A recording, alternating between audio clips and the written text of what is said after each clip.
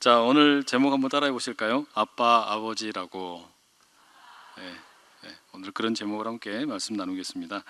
지난주에 저희가 여러분 그 육신과 그 다음에 성령을 이렇게 대조시키는 이야기를 함께 했었죠.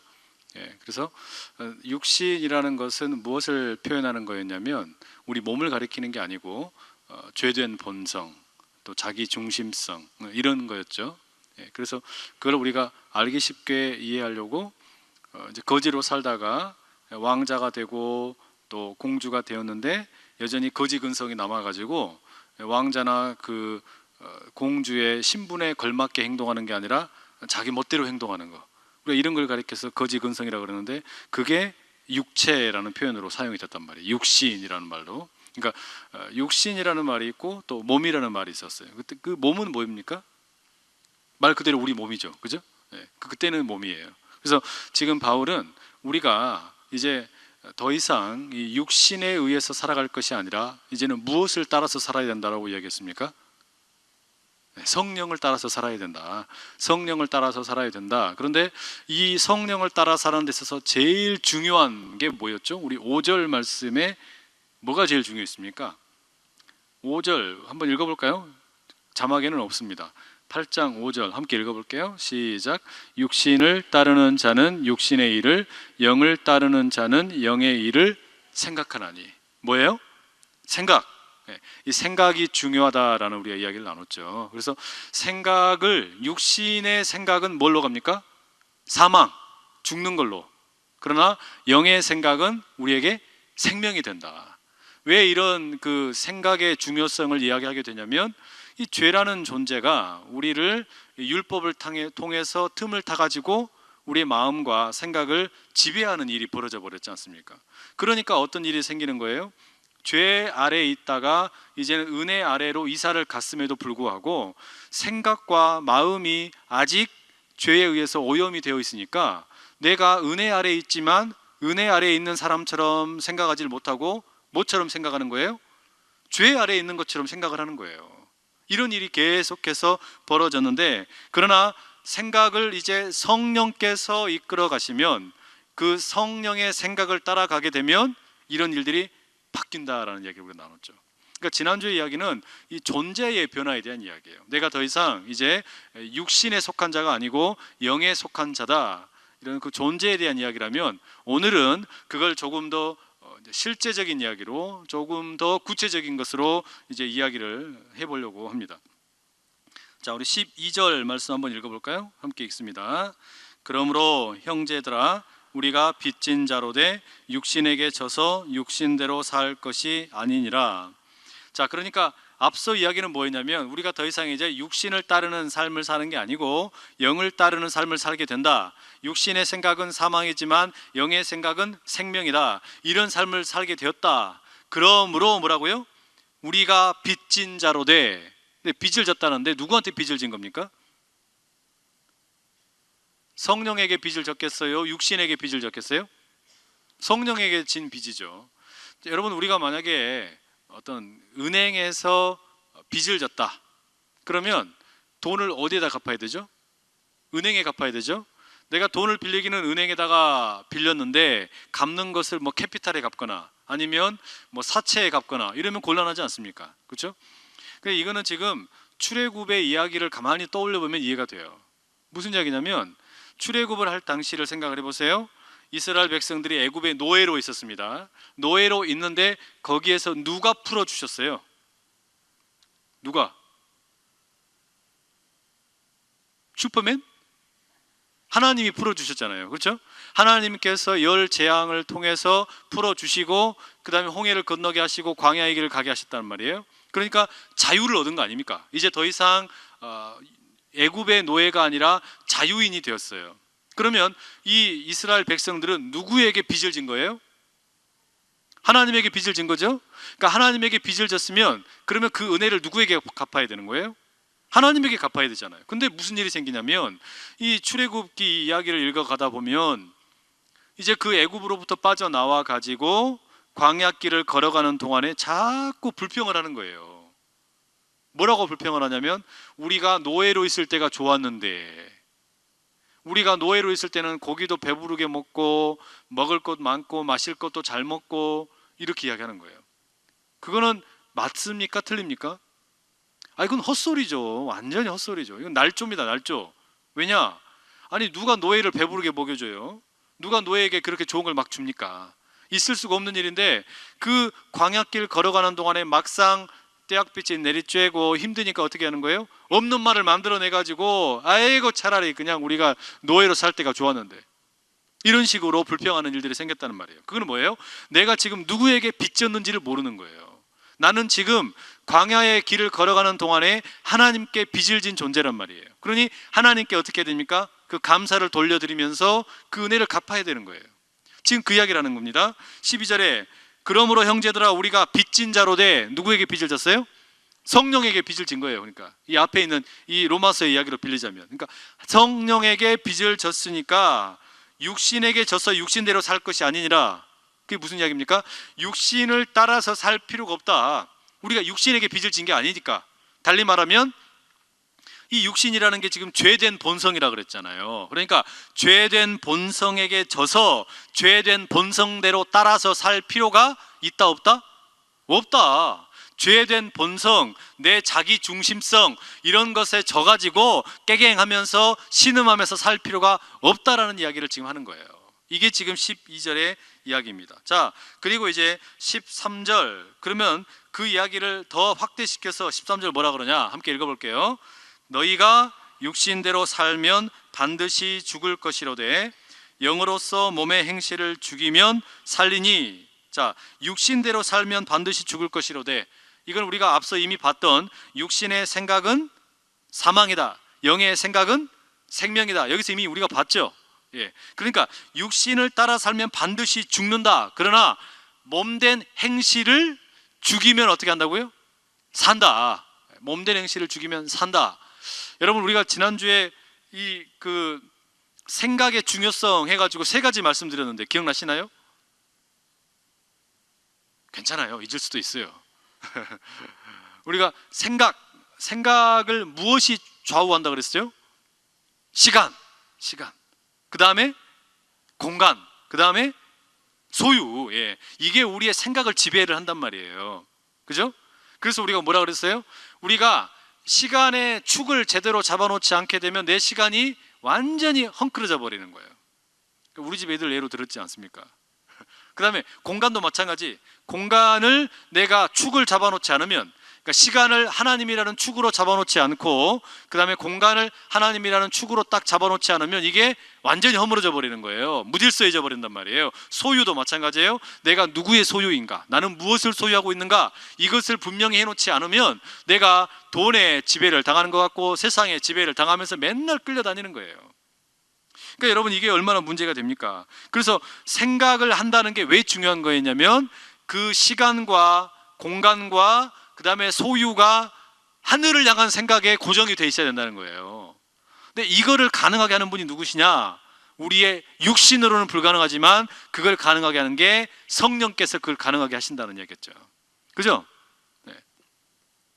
어제 우리 그 청년 이제 우리 사역 어떻게 할까 이런 이야기 나누면서 교육자 이렇게 같이 모였을 때 이런 이야기도 했었거든요. 어떤 이야기냐면 내년에는 우리 청년들이 철야 기도를 같이 하고 그리고 철야 전도를 좀 나가면 좋겠다 이런 얘기를 했어요. 철야 전도. 그러니까 철야 기도 다 끝난 다음에 청년들이 그냥 뭐 청년들만 나갈 필요는 없죠. 뭐 같이 하기 원하시는 분들 다 같이 어디 가냐? 자, 중앙동에 가는 거예요. 중앙동에 나이트클럽 앞에 앉아가지고 예수 천국 이렇게 하면서 재밌지 않겠어요? 별로 재미없어 보이시나 보다. 이렇게 하는 거예요. 왜? 이게 무슨 이야기냐면, 자, 내 시간을 하나님을 기준으로 해서 기준을 잡는 것처럼 이렇게 하게 되면 공간을 하나님께 예배드리는 이 성전을 중심으로 이제 질서를 잡게 되면 무슨 일이 벌어지는 거냐면 시간을 아무렇게나 못 쓰고 공간을 아무데나 못 가는 거예요. 그죠? 그러니까 아무데나 갈 수가 없고 아무렇게나 시간을 쓸 수가 없다는 얘기 우리 지난주에 드렸잖아요.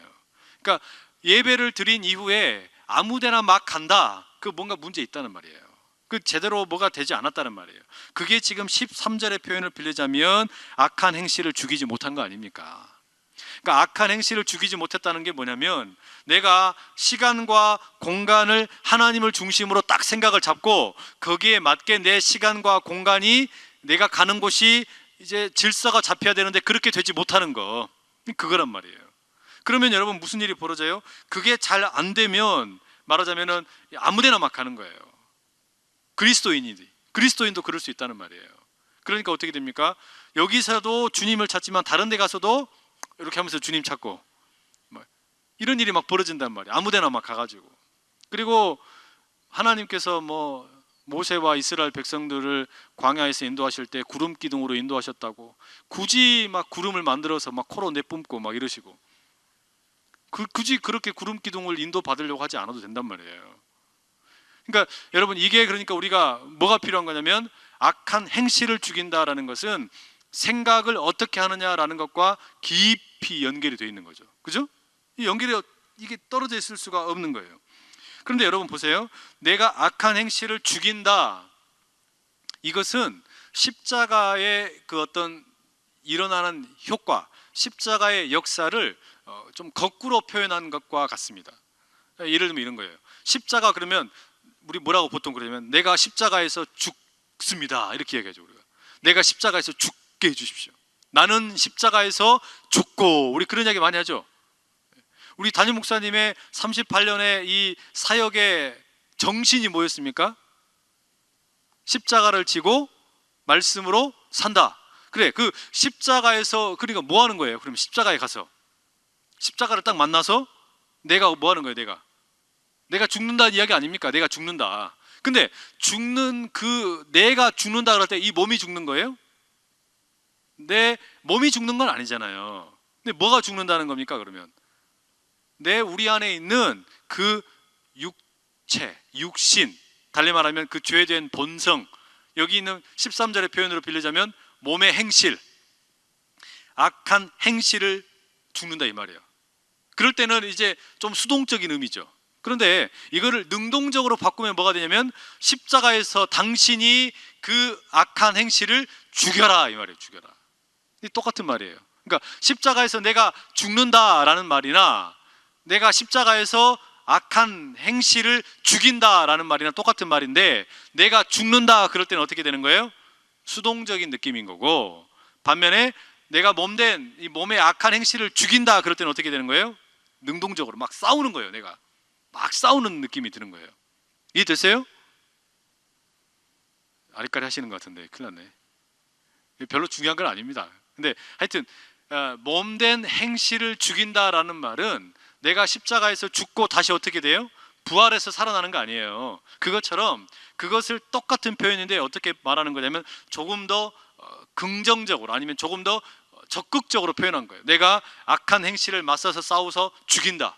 말하자면 악을 미워하고 죄를 미워하고 죄와 맞서서 싸우겠다, 이런 이야기예요. 우리가 로마서 6장에서는 그걸 뭐로 비유했냐면, 세례에 비유해가지고 내가 예수님과 세례를 통해서 함께 죽고 이제 다시 부활하게 된다, 우리가 이런 이야기를 세례 이야기하면서 했단 말이에요. 그거를 지금 여기 있는 표현으로 바꾸자면 악한 행실을 죽인다. 그러니까 악한 행실을 죽인다라는 건 뭐냐면, 결국 우리가 적극적으로 죄를 미워한다라는 말이 되는 거예요. 이 이야기를 이제 우리가 14절로 가면 이게 더 확대된 해석을 우리가 보게 됩니다. 14절 한번 보실까요? 보세요. 14절 시작. 무릇 하나님의 영으로 인도함을 받는 사람은 곧 하나님의 아들이라. 여러분, 이 말이 지금 13절의 말이랑 똑같은 표현입니다. 자 보세요. 영으로서 몸의 행실을 죽이면 살 일이니, 그러니까 성령을 통해서 우리의 몸의 행실을 죽이면 살게 된다. 이게 14절에 똑같아요. 무릇, 그러니까 그걸 다시 말하면 이런 말입니다. 다시 말하면 하나님의 영으로 인도함을 받는 사람은 곧 하나님의 아들이다, 이렇게 되어 있잖아요. 그러니까 영의 인도함을 받아가지고 내 몸의 행실을 죽인 게 뭐냐면, 내가 뭐가 되는 거예요? 하나님의 자녀가 되는 거예요. 하나님의 자녀가. 13절에서는 그걸 몸의 행실을 죽인다 이렇게 얘기했잖아요. 근데 14절에서는 그걸 뭐라 그래요? 하나님의 자녀가 된다 이렇게 얘기한 거예요. 이게 무슨 이야기냐면, 내가 예수님을 통해서 구원을 받았다, 이거는 하나님의 자녀가 되었다는 거잖아요. 그죠? 하나님의 자녀가 되었다라는 것은 무엇과 떨어지면 안 되냐면 몸의 악한 행실을 죽이는 것과 떨어지면 안 된다는 말이에요. 그게 무슨 말인지 이해되세요? 내가 하나님의 자녀가 된다라는 것은, 구원을 받았다라는 것은 악한 행실을 죽이는 것과 뗄래야 뗄 수 없다라는 말이에요. 그러니까 성령께서 이끄셔서 우리를 하나님의 자녀가 되게 하시는데, 그것은 성령을 통해서 우리가 결국은 악한 행실을 죽이는 것과 아주 밀접하게 연결이 되어 있다는 거예요. 그러니까 내가 하나님의 자녀가 되었는데 여기서 예배를 드리는데 시간이 아무렇게나 사용되고 또 아무 장소나 가고 이러면 된다 안 된다? 안 된다 이 말이에요. 그러니까 시간과 장소 아무데나 가지 않고 내가 소유가 누구의 소유인지를 분명히 아는 것, 이게 뭐냐면 악한 행실을 죽이는 거란 말이에요. 그러니 보세요, 내가 하나님의 자녀가 되었는데도 불구하고 악한 행실을 하고 있다라는 말은 뭔가 문제가 있는 거잖아요. 자, 다시 우리가 맨날 쓰는 비유를 들면, 거지로 살던 사람이 갑자기 신분의 변화를 겪고 왕자가 되고 공주가 되었어요. 그러면 이제 왕자의 옷을 입고 공주의 옷을 입고 그런 멋진 또 음식도 먹고 좋은 침실에서 잠을 자면 된다라는 말이에요. 이건 뭐예요? 신분의 변화, 하나님의 자녀가 된 것 같은 그런 존재의 변화예요. 그런데 이렇게 존재의 변화는 있는데 사는 꼬라지가 하나님의 자녀답게, 아니면 왕자나 거지답게 살지 않고 옛날 거지 근성으로 산다, 이거 문제 있는 거예요, 없는 거예요?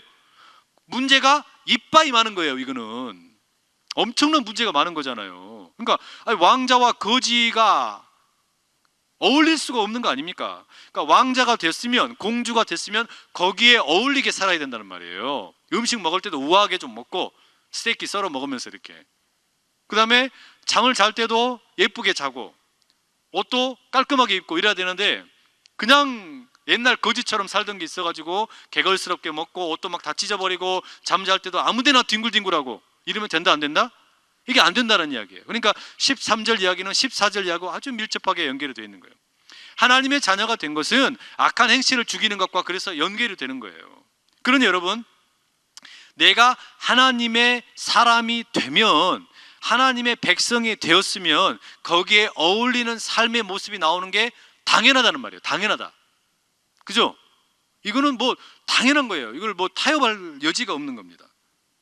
자, 이거를 16절에 보시면 하나님의 아들이 된다라는 것을 16절에 가면은 또 다시 표현을 합니다. 이렇게 되어 있어요. 16절 함께 읽어볼까요? 성령이 친히 우리의 영과 더불어 우리가 하나님의 자녀인 것을 증언하시나니. 성령은 그러니까 보세요, 우리가 악한 행실을 하지 않도록, 악한 행실을 죽이도록, 악한 행실을 이기도록 도우실 뿐만 아니라, 그것은 궁극적으로 어디에서부터 시작이 되는 거냐면 우리가 하나님의 자녀라는 것을 증거해 주는 것으로부터 시작이 된다는 거예요. 증언을 해주는 거예요. 이게 무슨 말입니까? 아니, 거지로 살다가 왕자가 되고 또 공주가 되었는데 자꾸 옛날 거지 버릇이 나오는 거예요. 그러면 어떻게 되는 겁니까? 이 사람이 너 거지 아니야, 너 이제 거지 아닌데 왜 자꾸 그렇게 주워 먹어, 떨어진 거 먹지 마, 이렇게 말해주는 누군가가 있어야 될 거 아닙니까? 그렇게 가르치는 누군가가 있어야 될 거 아니에요? 그게 누구라고요? 그게 성령이란 거예요. 그게 성령. 그러니까 여러분, 내가 하나님의 자녀가 되었는데 자꾸 시간을 내 마음대로 써버리고 장소를 가지 말아야 할 때 막 가버리면 성령께서 우리 안에서 근심을 하면서 가르치시는 거예요. 야, 너 하나님의 자녀잖아. 그런데 왜 시간 그렇게 써? 너 왜 장소 아무데나 막 가? 그러지 말어. 이렇게 가르친다는 말이에요. 그걸 증거해 준다는 거예요. 그러니까 우리가 육신을 따라 살 것이 아니라 성령을 따라서 생명을 얻어야 된다라고 계속해서 증거해 준다는 거예요. 너는 존귀한 하나님의 자녀야. 요 이야기를 해준다는 거예요. 이거를 끊임없이 들려주는 분이 누구냐? 성령께서 하시는 일이라는 거예요. 그러니까 이 일을 위해서 성령께서 온갖 방법을 써가면서 이야기하시는 거예요. 계속해서. 심지어는 우리가 말을 못 알아들으면 하늘에 가셔가지고 호적을 떼다가 가져오셔가지고 여기 봐라, 네 이름 여기 있잖아, 이렇게 가르친다는 말이에요. 너는 지금 호적이 하늘로 이미 옮겨졌는데 왜 자꾸 땅에 그 거지의 소굴에서 살고 있는 것처럼 사냐? 계속해서 이걸 들려주는 거예요. 이 이야기를. 여러분, 이게 얼마나 중요한지 몰라요. 그러면서 너는 하나님의 왕자, 하나님의 공주이니까 거기에 어울리게 살아야 되지 않겠니? 이야기를 계속해서 들려준다는 말이에요. 그 성령님을 깊이 만나실 수 있기를 축복합니다. 이분을 만나야 돼요. 그래야 우리 삶이 변한단 말이에요. 자, 이런 결정적인 이런 성령께서 나로 하여금 그렇게 하나님의 자녀인데도 내가 하나님의 자녀라는 것을 계속해서 망각하고 살 때, 깨우쳐 줄 때 결정적으로 도와주는 게 뭐냐? 15절에 나와 있어요. 그게 15절 함께 읽습니다. 너희는 다시 무서워하는 종의 영을 받지 아니하고 양자의 영을 받았으므로 우리가 아빠 아버지라고 부르짖느니라. 자, 보세요. 성령께서 그러니까 와가지고 무슨 이야기를 하시는 거예요? 우리가 이제 영의 생각을 통해서 생명을 얻게 된다. 이것은 결국 내가 하나님의 자녀인 것, 하나님의 아들이요 딸인 것을 기억을 하게 되는 것이고, 그것이 곧 악한 행실을 죽이는 것인데, 이게 다 연결되어 있는 거죠. 이걸 깨우치기 위해서 도와주시는 게 뭐냐? 그 진수가 15절이에요 15절 다시 한번 읽어보세요. 15절 같이 읽습니다. 시작. 너희는 다시 무서워하는 종의 영을 받지 아니하고 양자의 영을 받았으므로 우리가 아빠 아버지라고 부르짖느니라. 자, 더 이상 뭘 받지 않는다고요? 무서워하는 종의 영을 받지 않는다. 출애굽의 백성들이 이제는 광야의 길을 가면서 자유자가 되었는데 다시는 그러니까 뭐가 안 되는 거냐요? 애굽의 노예가 되지 않는다 그 말이에요. 우리 이 예수님을 통해서 우리가 더 이상 이제 죄의 노예가 아니다, 그걸 이야기해 주는 거예요. 그죠? 이게 너무 중요한 거죠. 그러면서 뭐라고 이야기해 주냐? 이제는 양자의 영을 받았다라는 것을 기억해라, 이런 거예요. 양자의 영을 받았다. 여러분, 양자가 뭡니까? 본래 혈통으로는 자녀가 아니지만 이 부모가 자녀를 택해서 너는 내 자녀다라고 데리고 오는 게 양자가 되는 거 아닙니까? 그죠? 그거를 그러니까 뭐라고 그러냐면 양자의 영을 받았다. 그러니까 성령께서 뭘 말씀해 주시는 거냐면 너는 하나님의 양자로 부름 받았다, 이렇게 얘기해 주신다는 거예요. 그러면 여러분 가운데 아마 이렇게 생각하는 분도 계실지 몰라요. 에이고, 그래도 아마 하나님이 친자하고 양자를 좀 차별하시겠지, 친자하고 양자 좀 이렇게 나눠서 하시겠지, 막 이런 생각하실지도 몰라요. 그런데 이 로마서가 기록되던 당시에, 그러니까 그리스 로마 시대, 이 주후 1세기 이 당시는요, 양자가 된다는 것이 친자와 아무런 차이가 없습니다. 이 당시에 로마 사회에 있어서 가장 중요한 어떤 사회의 가장 중요한 덕목이 있다면 그게 뭐냐면 명예였어요. 명예와 수치, 이 두 개가 대립을 이루는 겁니다. 그러니까 수치를 당하는 것을 죽는 것보다 싫어했어요.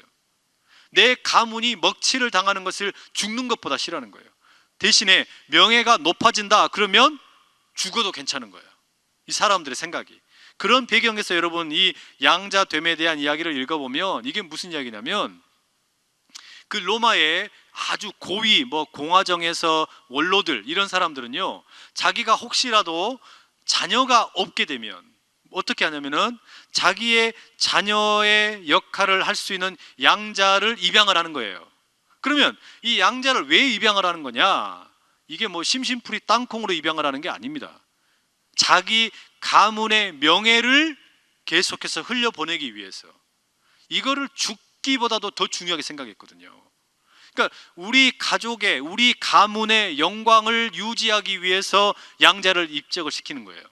그러면 이 양자에게는 본래 친자에게 적용되는 것과 똑같은, 하나의 차이가 없는 똑같은 권리가 다 주어지는 거예요. 그러니까 여러분 그 로마의 그 어떤 드라마나 시오노 나나미의 그 로마인 이야기나 이런 데 보시면 양자들이 많이 이렇게 입적이 되죠. 로마의 유명한 가문들 보시면 좀 똘똘하다 싶은 젊은이들을 자기 집안에 양자로 딱 삼아버리는 거예요. 그래가지고 너는 앞으로 우리 가문을 영화롭게 해라, 싹수가 좀 보인다 싶으면 데려다가 쓰는 거예요. 이렇게. 이게 왜 그렇게 하는 거냐면 자기 가문의 영광을 드러내기 위해서, 이걸 위해서 막 그렇게 한단 말이에요. 자, 그거와 똑같은 거예요. 이런 양자됨의 축복을 우리에게 주셨다는 거예요. 누구를 통해서요? 성령을 통해서. 성령을 통해서 당신은 하나님의 양자로 택함 받은 거야, 이거는 당신에게 엄청난 상속이 있다. 당신에게 엄청난 하나님의 이름을 영화롭게 해야 될 책임이 있는 거다, 이런 이야기예요. 우리가 양자가 된다라는 것은 하나님으로부터 엄청난 이 고난을 받게 되는 것인가 동시에 책임이 주어지는데, 그건 뭐냐? 하나님의 이름을 영화롭게 하는 거예요. 그래서 여러분, 예수님은 하나님의 친자 아닙니까? 그 예수님께서 제자들이 우리도 기도를 좀 가르쳐 주십시오. 세례 요한이 그 자기 제자들에게 기도를 가르쳐 준 것처럼 우리에게도 기도를 가르쳐 주십시오 할 때, 예수님의 그 기도의 가르침의 첫 번째 내용이 뭐예요? 하늘에 계신 우리 아버지, 이렇게 부르잖아요. 하늘에 계신 우리 아버지. 그 다음에 뭐라 그래요? 이름이 거룩히 여김을 받으시고, 하나님의 이름이 거룩히 여김을 받으시고, 아버지, 그 아버지의 이름을 거룩하게 여기기를 원하는 것이 그 친자이신 예수님의 기도의 처음 고백이란 말이에요. 그러면 양자로 부름받은 우리에게도 뭘 기대하시는 거냐? 그 하나님의 명예, 하나님의 이름을 영화롭게 하는 것이 우리에게 가장 중요한 일인 줄로 믿습니다. 이게 얼마나 중요합니까? 우리에게 이 일을 위해서 부르셨다는 거예요. 우리에게 이 일을 맡기신다는 거예요. 그래서 지금 이 바울이 뭐라고 이야기합니까? 15절에 너희가 하나님의 자녀인 것을, 양자의 영을 받았다라는 것으로 친자와 아무 차이가 없다라는 것을 강조하면서 동시에 뭐라고 이야기하냐? 이제 너희는 하나님을 뭐라고요? 아빠, 아버지라고 부르짖을 수 있다, 이 이야기를 하는 거예요. 아빠, 아버지라고 부른다. 여러분, 이 말도 기가 막힌 말이에요. 아빠, 아버지라고 부른다. 여러분, 세상에 어떤 종교가 신이 인간들에게 나를 아버지라고 불러라 라고 하는 사람이 누가 있어요? 그런 신이. 우리가 절에 가가지고 부처님께 아버지 이렇게는 안 하잖아요. 또 산신령에게 우리가 뭐 물 떠놓고 비나이다 할 때 아버지께 비나이다, 아버지께 비나이다, 이렇게는 안 하거든요. 그러니까 어떤 세상의 신에게도 우리가 이렇게 아빠, 아버지라고 부를 수 있는 이런 식의 가족과 같은, 가족이 되는 특권을 주는 신이 없다는 말이에요. 이런 관계 자체가 너무나 낯설어요. 우리는 너무나 당연하게 생각을 하지만 이건 너무 낯선 이야기예요. 게다가 아빠, 아버지라는 이 말을 잠깐 보세요. 아빠라는 말은 아빠, 우리말도 아빠인데 이 말은 아람어거든요. 아람어의 아빠에서 온 말이에요. 그러니까 아람어는 누가 쓰던 말이냐면 예수님과 같은 유대인들이 당시 쓰던 말이에요. 그러니까 유대인들의 말이란 말이죠. 그러니까 아빠는 유대인들의 말이고, 그 다음에 아버지는 뭐냐면 이거는 헬라어예요. 헬라어. 로마인들 같은 사람들이 쓰는 말이었다는 말이에요. 그러니까 아빠, 아버지라는 말 속에는 유대인과 이방인이 같이 부르는, 아버지를 부르는 말이 같이 들어있는 거예요. 이게 무슨 이야기겠습니까? 초대교회 이후에 이 교부들이 뭐라고 이걸 해석을 했냐면, 이것은 성령께서 바로 모든 온 인류의 사람들이 하나님을 아빠, 아버지라고 부를 수 있게 인도하시는 거다, 이렇게 해석을 했어요. 자, 이게 무슨 이야기일까요? 그러니까 우리가 아빠, 아버지라고 부르는 것은 이 유대인들의 아람어, 그 다음에 이방인들의 헬라어, 이 두 개가 같이 나와 있는 거 아니에요? 성령은 아주 글로벌한 성령이시란 말이에요. 무슨 얘기냐? 성령은 그래서 선교의 영이다, 이런 말이에요. 선교의 영. 자, 우리가 선교를 한다 그럴 때 이 선교는 우리가 하는 게 아니란 말이에요. 선교는 우리가 하고 싶어서 나가서 하는 게 아니고, 이 선교는 성령께서 하시는 거예요. 성령께서, 하나님께서 하시는 거예요. 하나님께서 손을 뻗어서 뭐 하기를 원하시는 거냐면 세상의 모든 민족이 하나님을 아빠, 아버지라고 부르게 하기를 원하시는 거예요. 그 일을 성령께서 하시는데 우리가 뭐 하는 겁니까? 그 성령의 사역에, 하나님의 사역에 우리가 참여하는 거예요. 이게 선교예요. 마찬가지로 전도가 뭡니까? 전도도 우리 근거리에 있는 사람들에게 하나님을 아바, 아버지라고 부를 수 있도록 우리가 초청하는 게 전도 아닙니까? 이것도 우리가 하는 게 아니에요.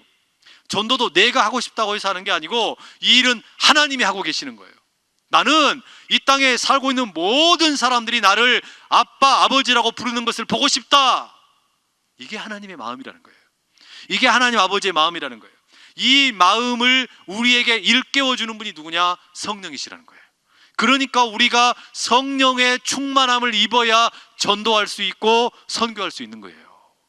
이 성령의 은혜를 힘입어서 아빠 아버지의 이 부르는 모든 인류가, 그리고 모든 우리의 이웃들이 아버지를 아빠 아버지라고, 하나님을 아빠 아버지라고 부를 수 있는 이 감격스러운 날로 올 수 있도록 우리가 선교에, 그리고 전도에 함께 할 수 있기를 간절히 축복합니다.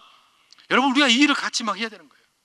자, 그래서 거기에다가 또 하나 중요한 게 뭐냐?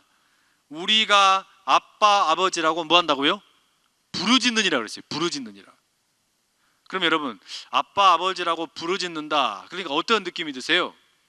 뭐 이렇게 그냥 아버지 이런 거 같잖아요. 부르짖는다 그러니까 느낌이 막 그냥 핏대를 세워가면서 막 아버지 막 해야 될 것 같잖아요. 그죠? 근데 여기에서 부르짖는다라는 말은 물론 그런 의미도 들어있지만, 여기서 부르짖는다라는 말은 이런 이미지예요. 어떤 거냐? 자, 우리나라에 예전에 자이툰 부대 있었죠. 자이툰 부대가 파병이 됐습니다. 그래가지고 저기 중동 지역에 가서 근무를 하고, 이제 근무를 마치고 아빠가 돌아오는 거예요. 그러니까 가족들이, 엄마랑 자녀들이 공항에 아빠를 마중을 나갔어요. 한 몇 년 만에 아빠를 만난 겁니다. 그러니까 아빠가 이제는 게이트를 통과해가지고 문을 탁 여니까 나오는 거예요. 그걸 보니까 자녀들이 어때요? 아빠를 보자마자, 아빠의 임재가 느껴지자마자 아빠 하고 달려가는 거 아니에요. 그러죠? 그게 부르짖는다. 그게 부르짖는다. 그러니까 우리가 그냥 목소리가 막 터져라고 아버지 하는 것만이 아니라 너무나 사랑스럽게, 너무나 그립게, 아빠 너무 보고 싶었어요, 아빠 만나고 싶었어요, 그렇게 부르는 그런 해후, 그런 부르짖음이란 말이에요. 그런 부르짖음. 여러분, 바로 그렇게 하나님을 부르실 수 있기를 축복합니다. 이걸 누가 가능케 한다고요? 양자의 영, 성령께서 우리에게 이걸 가능케 하신다는 거예요. 성령의 충만함을 힘입어서 하나님을 아빠 아버지라고 부르면서 이렇게 하나님을 따뜻하게, 나를 향해 두 팔을 벌리고 맞아주시는 그 하나님을 만나실 수 있기를 간절히 축복합니다. 자, 마지막 17절 우리가 함께 같이 읽어보겠습니다. 자, 17절 함께 읽습니다. 시작. 자녀이면 또한 상속자 곧 하나님의 상속자요 그리스도와 함께 한 상속자니 우리가 그와 함께 영광을 받기 위하여 고난도 함께 받아야 할 것이니라. 이제 이 17절에 이어서 전개되는 내용은 18절부터 전개가 돼야 돼요. 그런데 여기서 중요한 건 뭐냐? 우리가 양자의 영을 받아서 하나님의 자녀가 되었단 말이에요. 하나님의 아들이 되고 하나님의 딸이 되었어요. 자, 그러면 양자가 되었기 때문에 우리가 뭘 받을 수 있냐면 친자처럼 똑같이 상속을 받을 수 있는 거예요. 상속. 그죠? 양자가 되니까 그렇다고 아버지 보고 빨리 돌아가시라 그러면 안 되잖아요. 여하튼 우리가 상속을 받을 수 있어요. 자, 그러면 양자가 된, 하나님의 양자가 된 우리가 받을 수 있는 그 상속이 뭡니까? 그게 뭐냐? 양자가 된 우리가 받는 상속, 그게 뭐냐면 하나님 그분 자체인 줄로 믿습니다. 하나님 그분 자체가 우리가 받게 되는 상속의 가장 깊은 의미가 있는 거예요. 그런데 하나님을 받는다라는 것을 조금 더 이제 구체화시키면 뭐가 되냐? 그게 부활이에요. 부활. 우리가 하나님의 상속자인데 그걸 뭐라고 그러냐면 그리스도와 함께 한 상속자가 된다 그랬어요. 그런데 예수님, 예수 그리스도께서 경험하신 게 뭐였습니까? 십자가에서 달려 돌아가셨으나 그러나 다시 부활하신 거였잖아요. 그리고 영원토록 하나님 아버지와 함께하게 되시는 거였잖아요. 마찬가지로 우리가 양자의 영, 성령을 힘입어서 이제 하나님의 자녀가 되었을 때 받게 되는 상속이 뭐냐? 그 상속은 바로 우리의 부활, 그리고 부활 이후에 우리가 하나님과 예수님과 성령님과 더불어 영원토록 살게 된다. 이게 바로 우리에게 가장 위대한 상속인 줄로 믿습니다. 이게 상속이에요. 그러니까 여러분, 내가 하나님의 자녀가 되어가지고 하나님의 그 어떤 은혜를, 하나님의 복을 누리게 될 때 최고의 복, 지복이 뭐냐? 부활이에요. 부활. 내가 믿는 믿음의 궁극의 핵심은 뭐냐? 예수님이 다시 오셔서 내가 부활하게 되는 거예요. 이게 우리의 믿음의 목적이고 최종 목적이 여기 있는 겁니다. 그런데 내가 상속받을 것을 하늘에 있는 것이 아니라 땅에 있는 것에다가 만족을 구하고 그거에 집착을 하게 되면 우리의 믿음이 어떻게 돼요? 왜곡이 되는 거예요. 우리의 믿음이 자꾸 이상한 데로 가는 거예요. 우리의 신앙이 자꾸 이상한 데로 가는 거예요. 하나님, 여기서 내가 복받게 해주세요. 하나님, 내가 여기에서 이 땅에서 뭔가 좀 누리게 해주세요. 내가 여기서 뭔가 좀 인정받게 해주세요. 뭔가 좋은 일이 좀 있게 해주세요. 그것도 하나님이 충분히 얼마든지 우리에게 주실 수 있는 거지만 그것은 우리가 하늘로부터 임하게 되는 상속에 비하면 세 발의 피란 말이에요. 그건 아무것도 아니란 말이에요. 진짜 복이 뭐냐? 부활인 줄로 믿습니다. 이 부활이 나에게 진짜 복이라는 것을 잊어버린 채 살게 되면 내 신앙이 가짜가 되어버린단 말이에요.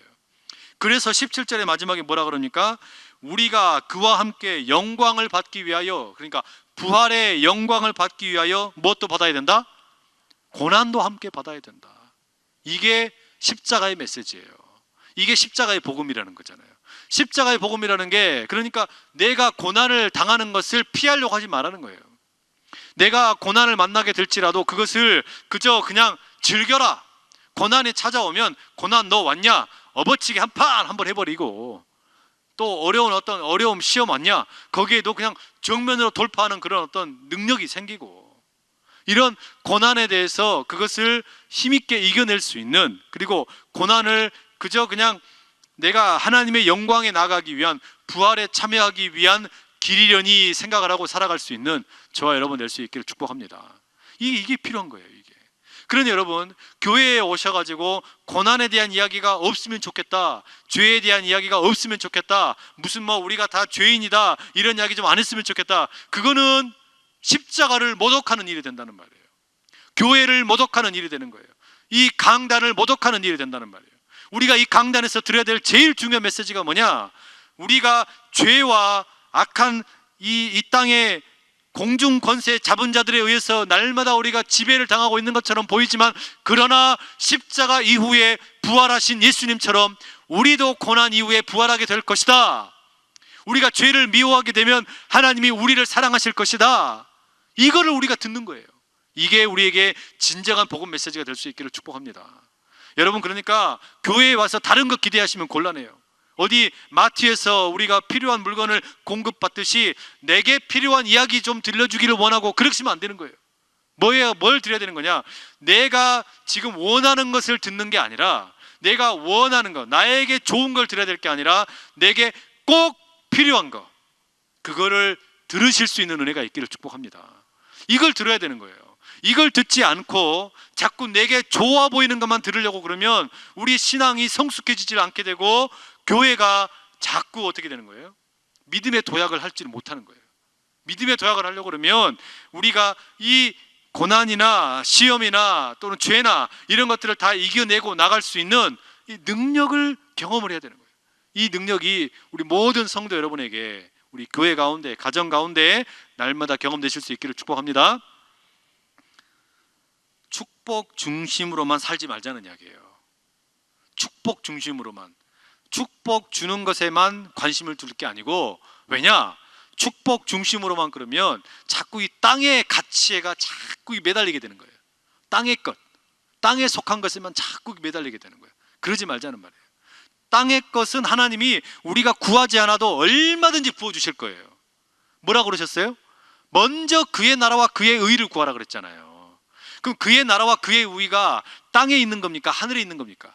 하늘에 있는 거란 말이에요. 그러니까 하늘에 있는 것을 먼저 구하면 하나님께서 알아서 우리 필요한 거, 이 땅의 것은 충만하게 그냥 곱배기로, 고봉으로 주실 거란 말이에요. 그러니까 그 정도의 배짱은 있어야죠. 하나님, 내가 하나님을 향하여 하늘의 것을 먼저 구하고 그의 나라와 그의 의를 구하는 하나님을 향한 그런 배짱을 가지고 기도하랍니다. 고난을 두려워하지 않고 살랍니다. 그러면 하나님 어떻게 하시는 거예요? 우리에게 이 땅의 것으로도 충만하게 채워주시는 그런 하나님, 이런 하나님이 또 놀랍도록 경험되고 그런 것을 간증할 수 있는 저와 여러분 다 될 수 있기를 간절히 소원합니다. 기도하겠습니다. 사랑하는 아버지 하나님, 오늘 저희들에게 귀한 날 허락하여 주시고 성령께서 우리를 향하여 행하시는 일이 무엇인지 깨달아 알게 하여 주시니 감사합니다.